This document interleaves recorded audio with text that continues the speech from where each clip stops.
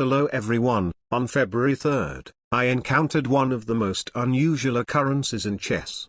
So I was playing bullet, and tilting and losing a lot of rating. I came across a player named TSDEDED. In our first game, it appeared that I had trapped his bishop on d3, and I was going to win. However, after h5, I realized his attack was too powerful. Panicked, I threw g5 on the board, but that just allowed my opponent to checkmate in just 5 moves, all instant replies. It was a sad game, but I realized that my opponent, who started the game with a rating of 2530, gained an abnormally high amount of rating. I realized that his rating is still provisional, so I rematched him. He accepted. This time the opening started out fine, and I was actually having some decent play around his pin c6 knight, but after his king backed off from the c and b files, I suddenly had no plan. I didn't want to trade my bishop for his knight, so I did what I usually do, blundered an exchange, then a piece, and finally, another piece and of course my own king. His rating is over 2600, so I got to rematch him again, and it was at this moment I saw my opponent's true colors. Our opening started normally, but he simply lost a piece on move 7. After I took his bishop, recapturing will lose the knight, so he thought for a bit and just blundered the queen with check, before resigning. Spoiler alert, he was just following his idea in the first game and cannot calculate anything.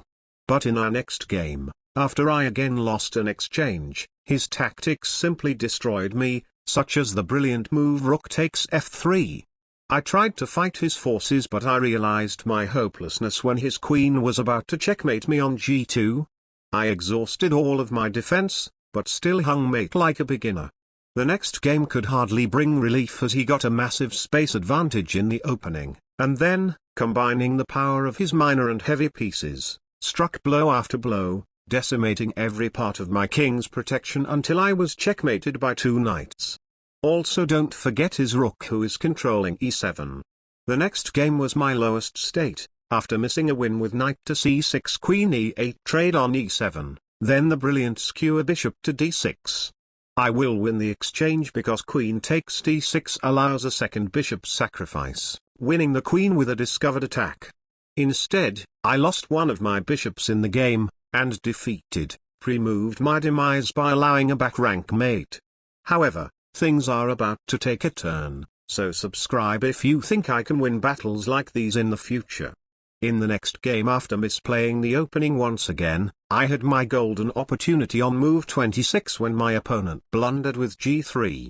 Your task is to find a forced mate for me here, and it isn't queen to f3, because I just lost my knight. I was able to win some pieces, but the move queen to b1 neutralized all of my counterplay. Because once the queen lands on g6 and the rook sets up its power raise on the 7th rank, my king is the one about to be mated. I used up all my time but cannot avoid the inevitable. Everything I had gained was lost, so I decided to rematch one more time, and before I knew it, my opponent blundered a piece on move 9. I just won my second game, so I continued playing with my confidence restored. After I won a central pawn and was threatening his queen, he resigned again, and this time when I challenged him, he was offline. It turns out that the result was one I expected all along: he was cheating. Evidence can be found in our third game where he realized the same moves aren't working, and couldn't see the queen being taken with check. Also, more than 80% of the move times being 0.2 to 0.4 seconds is not sus at all, and most importantly, joined less than a week ago. What a roller coaster, and so all my lost ratings were refunded. While the exact odds are unknown, I will guess that it is at least 1 in 100,000, so maybe let me know your take on this.